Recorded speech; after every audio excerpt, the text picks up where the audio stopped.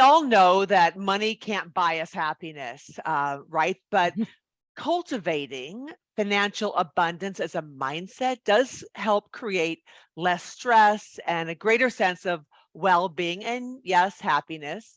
But in addition to that, cultivating that abundant mindset, there are some actions that you can take to make sure that you're optimizing your financial resources. And we did just want to take a moment to share something that our firm put together for our clients that we'll be sending you also in a PDF after the program. It's a year-end checklist, so things that you can do to make sure you're getting the most of your resources, especially looking at your tax advantage accounts, doing some tax planning, just managing all your accounts and your charitable giving. And then we'll also include just a page with the deadlines and the maximums for each year, so that, again, you have the opportunity to not just cultivate that abundance in your mindset, but also to try to grow your wealth in a intentional way. Great points, Barbara. And I know many of us, myself included, carve out time at the end of the year to do a year-end reflection, to look back on the year ahead behind us and look ahead to the year that's coming. And and that really should include a financial reflection as well. It should be, looking at our finances, and the year-end checklists really should be a priority for all of us.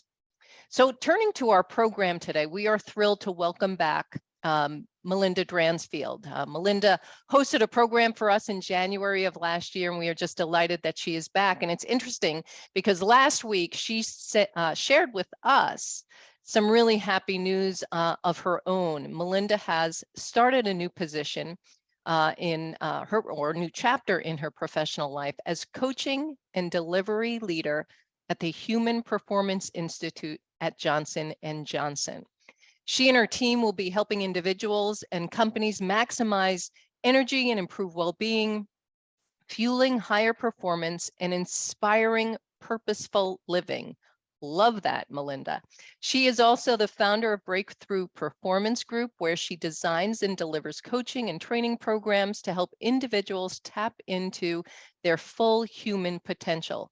Melinda, thanks so much for being with us today. I'm going to hand it over to you. Thank you so much. I am thrilled to be here. I'm just going to take a moment to share my screen, get it put in the right view. All right. Awesome. So I'm so happy to be back and be able to spend time with this group this afternoon. I'm so happy to see so many of you on camera in this community. And I know it's 3 o'clock, so I'm going to start a little bit differently this time. I know it's a little earlier elsewhere, but start with a little bit of fun here. I just want to have you guys do a quick check-in for me in the chat box. And I want you to think about, based on these memes, how have you been feeling just like over the past week? Are you feeling like this little girl being dragged around by the merry-go-round? Are you feeling like Patrick, just chilling out, relaxing, just can't get out of bed? It's 3 o'clock in the afternoon. Look where he's at. Are you feeling like Minnie Mouse, just nonstop, go, go, go, go, go, go, go? Are you feeling like Brad Pitt, just living the dream? Life is good, all is well, right? How are you feeling? All right, so I'm seeing a lot of Minnie Mouses in the room here. I'm seeing a few Brad Pitts, a little bit, the little girl being dragged, exhausted, worn out. I'm seeing number 2 after 5. Yep, I hear that a lot. After 5, 6 o'clock p.m., a lot of people just have no energy left, right? You just gotta like Netflix and, hang out on the couch and grab a burger, right? Glass of wine, whatever it may be for you. All right, so kind of all over the place, which is what I was expecting. I mean, the point is that obviously we have all of these emotions. We're going to talk about our emotions today. We're going to do some check-ins around that. But a lot of us would like to feel more positive, engaged energy more of the time. And so we're going to talk about some of the strategies and habits that you can do to be able to do that. That being said, the biggest key with how we feel emotionally is our own awareness. And so doing a quick check-in like this with yourself a few times throughout the day just asking yourself that question, how am I feeling right now, is really a good starting point for being able to shift your emotional state when desired. So I want to start with what the goal of this program is not. The goal of this program is not to be happy all of the time, but really to just give yourself permission to lean into positivity and joy a little bit more often. You know, toxic positivity has been a buzzword over the last few years, and it comes from this expectation that we should be happy all of the time. And it comes from this place of guilt and causes us to really suppress our true, authentic selves and emotion, which actually creates a disconnect between ourselves and between other people. Now, that being said, over the last couple of years, as I've worked with my clients, I've said there are times when you do actually have to fight for joy to make it an intentional priority in your life. And so we're going to talk about a little bit of the ways that I've done that. Now, let's talk a little bit more about our emotions. There are 6 basic emotions, and in its most basic form, happiness is just that. Happiness is an emotion. And from these 6 emotions stems every other emotion. So what you'll see here in this wheel is that this is our emotions wheel, and you'll see those 6 core emotions in the middle. And what you'll see is that being frustrated or being distant stems from being mad, being content and relaxed stem from feeling peaceful. And so what are emotions? They're just vibrations in your body that give you clues. They want you to pay attention to what's going on. They want you to be more aware of what is happening and how you're viewing and how you're experiencing the world around you. And if there's something that you need to become aware of or to do differently in that moment, they really just give us information. That being said, as we all know, they're super powerful because there's a chemical reaction, there's a hormone that is associated with each of our emotions. And because of that powerful physiological response in our body, it tends to impact our actions, our behaviors, or even our inaction, right? And we know that those behaviors are really shifting the outcomes that we're getting in every single area of our lives. So looking at this chart, what I'm hoping that you're seeing here is that the mix between what people would traditionally call positive versus negative emotions is about 50-50. Now, the fascinating thing about this is the first time I heard the 50-50 rule here, I said, well, that's, maybe for some people. But then the pandemic happened and I said, it's about 50-50, and the good news about when you believe it's 50-50 is that we no longer villainize our negative emotions. Because so much in our culture, we tend to think, if someone is sad or upset, we ask them, like, what's wrong with you? Are you okay? And so we have not normalized that it's completely human behavior and that we would have negative emotions. And so what I've come to recognize is that it truly is okay to not be okay all of the time, right? And this is important to recognize with our children too. It's okay for them not to be happy and positive all of the time. In fact, that is completely human. Now, the interesting thing with kids is I have adult children ages 18 to 24. And when I ask anyone at this stage in life, like, what do you want for your kids? They always say, well, I just want them to be happy and maybe healthy, right? Those 2 things and everything else, right? Like, can they just be happy and healthy? And the interesting thing about that is that when we believe that happiness is the goal, and we don't achieve that on a daily, weekly basis, then we start to judge ourselves.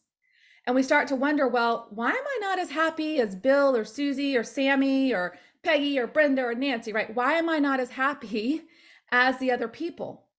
And so what I've come to believe is that what's more important is that we are fully authentic, because this is a real part of us being human. And we're not happy all the time. We feel pain, we feel sadness, we feel discomfort. And frankly, all of those emotions are normal and they make us real. And they also create growth in our lives if we view them as such. And so let's talk a little bit now more specifically about happiness. And I'm going to share a pretty basic definition today. Happiness is just an emotional state that is characterized by more positive feelings, feelings like well-being, satisfaction, contentment, fulfillment, and growth. But I really want to be careful that we don't confuse work and stress and challenges as the opposite of happiness. Because I don't know about you guys, but when I'm training for a half marathon, when I'm starting a new job, when I am, for example, having a child and bringing a new child into my life, all of those things have stress or work and a lot of challenge to them. They're not easy, they're not pleasurable, for example, but they do bring a sense of happiness because of the growth, the fulfillment, and the satisfaction. And so it's really easy that we would confuse hard things with being unhappy, but it's actually the opposite when we view it as such. I want to review with all of you. Some of you were at the session last year where I shared my story, but I just want to remind you where I was 7 years ago. I'm hoping today that we can help you avoid the situation I found myself in. I call this the period of my life where I was literally like tethered to my desk. It's as if I had this chain connecting me. My kids were young. My husband's a pilot. I was working all kinds of crazy hours, even going to the bathroom, having dinner with my family, driving the kids around. Those things kind of felt like a burden. And even when I would disconnect, my mind was still tethered in and connected to my work. And so, of course, I got really burnt out doing this. Now, the wake-up call for me was actually walking in. It was late one evening, and I walked in to tuck my son into bed, and he was down on his knees. And he was saying a prayer, and he said, "Please help my mom to be happy." And so that was that period in my life where it was like that little moment woke me up. And that sent me down the learning path that actually transformed my own life first, and that I've now been able to shift my own career into being able to help others do much of the same.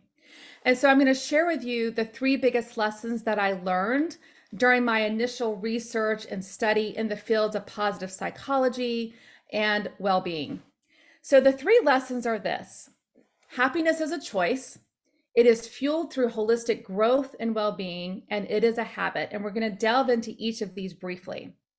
So this first lesson, which is that happiness is a choice, I do like to add the caveat that it does require effort at times, right? Like it's not just easy. And so when I first heard this, I thought, well, that's ridiculous. Oh, those sweet people who believe, right, that happiness is just a choice. Those are the same people that believe in unicorns, right? And so when I first heard this, I thought, well, that's ridiculous because they don't know me. They don't know my circumstances, my genetics, all the things. But what I learned is that I'm the agent. I am the agent. I am in the driver's seat of my own happiness. And furthermore, what I learned is that what I had believed for most of my life was not 100% truth with like a capital T. I had created these really powerful stories, a perspective, a lens with which I viewed the world that wasn't serving me. Some of the specific stories that I had were, well, I'm just like my family and they're all depressed and it's genetic and I can't change. The second one was around other people, my past and some of the trauma of different phases of my life. It's going to prevent me from being happier. There was a lot of blame for some of these things that happened in my life. And the third one was all about my circumstances. It was all about achievement-based happiness, which was so prevalent in our world today. And it sounded like this: when my husband's airline gets out of bankruptcy, then I'll be happy. When we have more money, then I'll be happy. When I get a new job, then I'll be happy. When I lose 15 pounds, when I get a raise, when we buy a new house, when we move closer to family, when I live near trees. Yes, that was on the list, my friends. And so there was always this notion that happiness was out there in the future, out there, really, frankly, in my imagination.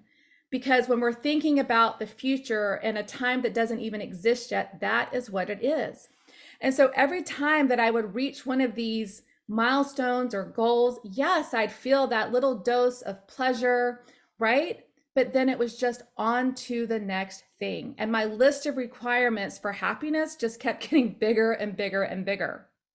So what I learned is that these stories were not serving me and that I had the opportunity to do something about it. What I've come to learn is that we are each the creator and the editors of our stories, of our perspective, of the lens with which we're viewing our lives. And that if we change these powerful stories, that we actually change the course of our life.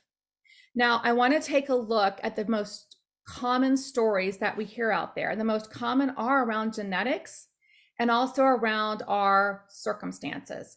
And so there's some research out there by Sonia Lyubomirsky, and she is a famous positive psychologist. And she found that our variance in happiness among any group, including this one, does depend on these three things. We do actually have a genetic set point for happiness. Some people are born happier than others. However, we do know that everyone can move their happiness levels slightly higher. Now, we also found that circumstances, your demographics, your income, your job, all the things about you, about 10% would predict your happiness. But when the light bulb went off for me was as I researched this 40%. In this 40%, there is just this beautiful space to create more individual happiness. And so I want to share with you a little bit more about this, but first I'll end this with a quote that kind of sums up this section. Happiness is a choice, not a result, and nothing, and I mean nothing, is going to make you happy unless you choose to be happy, unless you decide. No person will make you happy, and please don't ever place that burden on them unless you decide to be happy. Your happiness will not come to you, but it can come from you. And so what I've learned is that happiness is an inside job. And I want to plead with you to never give that power away to someone else or to our circumstances or to our genetics, right? You get to choose how you want to feel. And we do that by starting to recognize that our happiness is fueled through our holistic well-being. What we know is that the more that we view ourselves as well and healthy, the happier that we feel. How I look at well-being, by the way, is across these 8 dimensions. And what you'll notice is that 4 are inner work, our physical, our emotional, our mental, and spiritual. And that is where I spend most of my time and energy with my clients.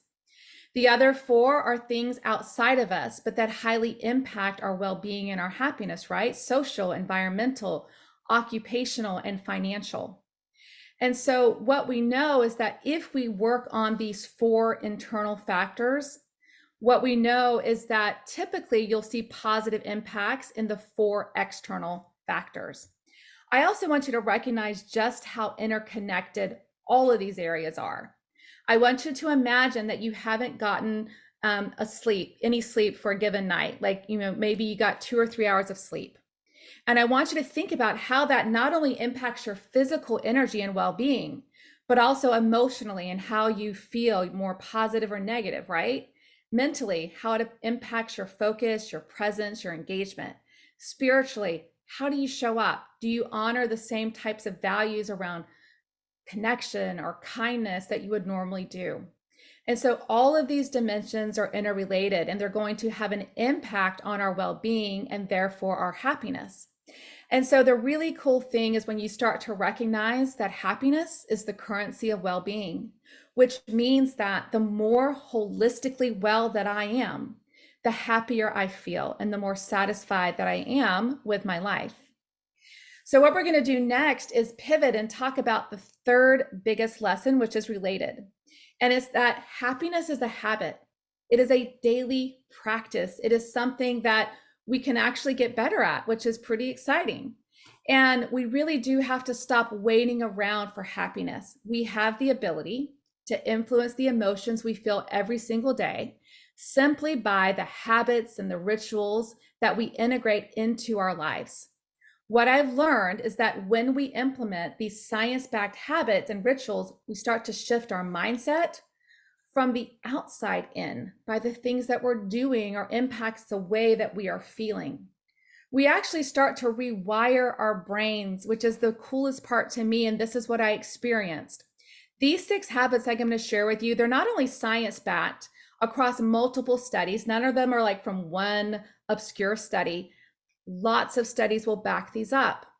In addition, I put myself in this happiness lab 7 years ago. These are the habits that I integrated for 120 days. I journaled the entire process, and it was amazing to see the shift in the way that I was feeling and showing up, and just every aspect of my life improved.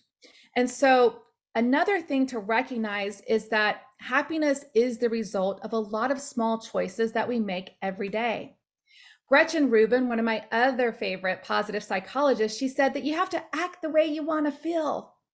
And so I want you to be thinking about, how is it that I want to feel? Do we ask ourselves that question enough, right? How do I want to feel? Again, a lot of people wait for this positive emotion to just show up, right? And they hope that they wake up on the right side of the bed. But what I'll tell you is that don't wait for someday, because we know that it may never show up for some of us if we just keep putting that as something that may come along for us. And so what we've learned is that if we want to feel happier, we got to do the things that help us feel happier. And so I want to introduce you to Jerry. There's an actual hurricane here today where I live. I live in Satellite Beach, Florida.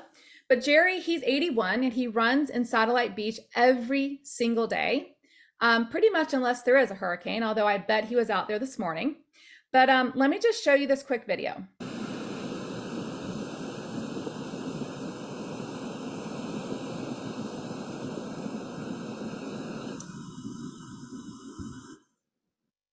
All right, so one day I stopped Jerry and I said, Jerry, I see you out here every single morning.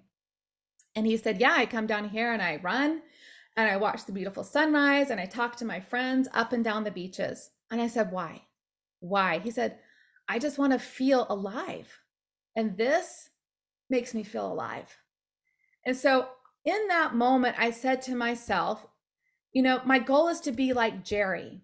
And the key here, my friends, is that the words that he said, every single day, not just sometimes, not just when he has time, not just when he needs a little boost, every day, every day, every day. And so I want you guys to be thinking about in the chat box, when do you tend to feel the happiest? What are you doing? Who are you with? And where are you? And so I want you guys to just type that in the chat box with each other and to share that with your friends, with your peers here. You know, where are you? What are you doing? Because what I want to tell you is that I'm going to share these habits with you really quickly here. But if you take nothing else away today, I want you to do more of the things on a consistent daily basis that make you feel happier, that make you experience more positive emotions. And I want you to make that a priority. I want you to make a promise to yourself and keep that promise. All right, so I'm seeing when I have an unscheduled day, when I'm helping, hosting, teaching others, solving problems with people, being outside, yes to that, out in nature, spending time with family, walking the dog, my paint class, my friends, my family, a wonderful cooked meal, right? Near the water, yes to that. Hosting meals, serving others, hanging with my family, drawing in Colorado, love that place. When others reach out and need me to listen, awesome. In the water, skiing, etc. That's awesome. All right, so again, you guys know what makes you feel happier, right? And that's really good news. The key is to do these things as often as you can. James Clear, one of my favorite authors, he said, we become what we repeatedly do. We become our habits. And so if we want to feel happier or more optimistic or more peaceful or hopeful or energized, then these habits I'm going to share with you are the ones that are proven to help you do so. And so the 6 habits we're going to talk about just briefly are these 6: moving our body, cultivating gratitude, mindfulness, purpose, relationships, and getting outdoors. Now, obviously, you guys could teach this class based on what I'm seeing in the chat box. And so I want to talk about this first one a little bit more than the other ones, and it's all about gratitude. And the reason why is that this habit is proven to actually rewire your brain to see more of the good in yourself, in your circumstances, and in others. You will actually notice the impact of this habit after about 10 to 12 days. Now, the key here is that for 30 days, you need to do this and you need to capture different things every single day. And the reason why is that we are complete experts at looking for what is wrong, what is broken, and what we need to fix. We all have this little friend that I like to call the judge that is constantly looking for what is wrong with our circumstances and our day, what's wrong with other people, and what's even wrong with ourselves, that nice little inner critic that we all know all too well. And so this specific habit of focusing on one thing you're grateful for about your circumstances, one thing about other people, and then one thing about yourself is helpful for being able to undo the work that the judge is ferociously working to do each and every day. And so I encourage you guys to do this for 30 days and again, capture different things every single day. All right, the reason why this matters is this is the research of Robert Emmons. He studied happiness his entire career, and he did find that there are very few things that are as integral to our well-being, to our happiness, and to our energy. The second habit, we're not going to go into deeply today, but it is all about being able to be more mindful and more present and practicing mindfulness and meditation. I was a huge skeptic when it came to this when I first started practicing this 7 years ago. And so I encourage you to start small. I started with this 2-minute habit where for just 2 minutes a day, I would sit still and I would observe my breath and just focus on that. Today, I do a little bit more than 2 minutes, and I use the Calm app. I use the Peloton meditation app. I do a sleep meditation every single night. But what I have found is that this truly, just like Nancy, is one of my, like superpowers. I have found that this has had a huge impact in a lot of different areas of my life. For sure, better focus. For sure, being present, because guess what? Joy and happiness and connection happens in this moment right here. That's a big piece of it. Another thing is it creates this beautiful space between your reactions that you get from emotions and taking a responsive action. Another thing about it is it's proven to reduce your stress, give you better, deep, satisfying sleep, and it actually tends to tame your amygdala, which is that fight or flight part that is responsible for that fight or flight type of reaction within your body. And so I want you guys to think about and consider just taking on some type of mindfulness habit in your life. The third habit is all about relationships. And I saw a lot of you guys put this in the chat box as something that makes you feel happier. As for a habit, I like to ask myself this question every single day. What is one kind or thoughtful thing that I can do to connect with one other person today? Now, most days I'm busy like all of you. It's as simple as just sending out a quick text to one person. What I've come to learn is that anytime I can help another person to feel seen and heard and valued, right? That creates a lot of joy for me. In addition, what you're going to probably find is you're going to get a message back from this person telling you just how lovely and wonderful that they think you are. And so you get this little virtuous cycle that starts to happen as you reach out to people and you deepen those relationships. What I'll tell you about social connection is that this is one of the ones across every single study on happiness and well-being and even longevity. It is the number one factor that will kind of distinguish the happiest and the healthiest 10% of our population from everyone else. So really fascinating. And obviously through the pandemic, social connection has been a lot harder. And that's what I love about virtual groups like this one, is that we still have that ability to connect no matter what. All right, habit 4 is all about movement and exercise. I want you to remember this phrase: move your body, change your mind. Movement releases endorphins. It lowers the cortisol, which is the stress hormone in your body. And it literally is one of the quickest ways to have a physiological impact on your emotional state in that moment. In addition, what we found is that exercise is key for actually being able to help you manage the stress in, through, and out of your system. And so 20 minutes per day is recommended.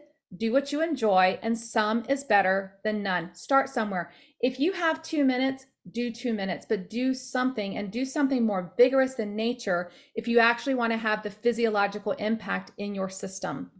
What we have found is that the mood benefits of just 20 minutes of exercise actually last for 12 hours. And so when I am working with my own clients and they have called me and they are in a real stress reaction, I always say, why don't you call me as you walk? Go for a walk. Let's walk and talk. We got to get them moving to get the stress moving out of their system. The fifth one's all about our purpose, our values, what lights us up. And what I've come to learn, when I was chronically unhappy, this was the problem. The problem wasn't too much work, right? That actually wasn't the issue. The issue was the congruency and the alignment with my purpose and my values. My family is at the top, right, of that pyramid of my own purpose, mission, values in this world. And there was a complete misalignment with how I was spending my time and also my energy. And so this one is key, right? And so every single day, it's important to really think about, how am I honoring my purpose and my values, even if it's only for 5 minutes. If you can have a good connected conversation with a loved one, and that's part of your purpose, that is going to add to the joy that you feel and experience. All right, so our last habit, my friends, is to embrace the great outdoors. You guys called this one, a lot of you said being in nature. It is absolutely proven to be able to kind of create a psychological restoration within your system. It's pretty awesome. FYI, go tech free where possible, right? Look for the beauty and awe while you're walking. Try to be as present as you can and really connect to your 5 senses. What am I hearing? What am I seeing? What am I sensing? What am I feeling? Now, the cool thing and why these habits work, again, is neuroplasticity. These habits have the ability to rewire your brain and your mind so that your lens, so think about your glasses, if you have them, as your lens or perspective on the world, on other people, and on situations. And as you start to implement these habits daily into your life, you rewire your brain to see more of the good in yourself, more of the good in others. I will tell you that these habits, particularly around gratitude, I did a gratitude journal for someone else one time. It saved that relationship because it had me start to focus on what was good in them instead of just what I was sensing as what was wrong. So just an FYI there. In addition, what these habits do is they release positive hormones. There is a physiological reaction in your body that happens. You get more dopamine, oxytocin, serotonin, and endorphins. These are the feel-good hormones. And we all want to feel good, right? And so the more that you do these habits, the more that you're actually putting these positive hormones into your system and reducing the more negative hormones of cortisol and adrenaline. All right, so in conclusions, this was a quick hit on this. Happiness is a choice. It requires a lot of effort some days, right? It is fueled through your holistic growth and well-being, and it is a daily habit. In summary here, lasting positive change, right? You just spent 30 minutes with me. Yes, you're going to get some insights, you're going to get some ahas, but what really matters for behavior change and for changing the lens with which you view the world is this building of mental muscle through new habits and rituals every single day. And so I'm going to conclude here with a quote that I love. The older we get, the more that we look back and realize that external circumstances don't really matter or determine our happiness. We matter. We determine our happiness. You and I are ultimately in charge of our happiness. So thank you guys so much for being here. I'm going to send you guys some extra resources, some of the slides that you'll find helpful, a few meditations that I really love for myself. And so I'll be sending that on to Barbara and Nancy, but thank you guys so much. It's been a pleasure.